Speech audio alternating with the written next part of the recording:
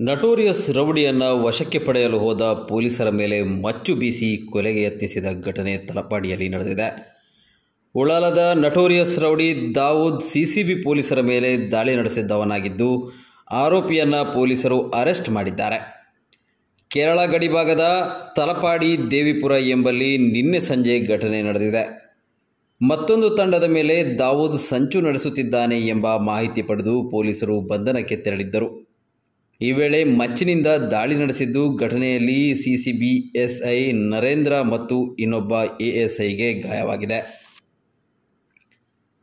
Dawood target gang leader Ilyas ಹತ್ಯೆ ಪ್ರಕರಣದ ಪ್ರಮುಖ ಆರೋಪಿಯಾಗಿದ್ದನಲ್ಲದೆ, ಉಳ್ಳಾಲದ ಹಲವು ಕೊಲೆಯತ್ನ, ವಸೂಲಿ ಪ್ರಕರಣಗಳಲ್ಲಿ ಪೊಲೀಸರಿಗೆ ಬೇಕಾಗಿದ್ದ. ಪೊಲೀಸರ ಕರ್ತವ್ಯಕ್ಕೆ ಅಡ್ಡಿಪಡಿಸಿ ಮಚ್ಚಿನಿಂದ ಹಲ್ಲೆ ನಡೆಸಲು ಯತ್ನಿಸಿದ ಬಗ್ಗೆ ಉಳ್ಳಾಲ ಪೊಲೀಸ್ ಠಾಣೆಯಲ್ಲಿ ದಾವೂದ್ ವಿರುದ್ಧ ಪ್ರಕರಣ ದಾಖಲಾಗಿದೆ.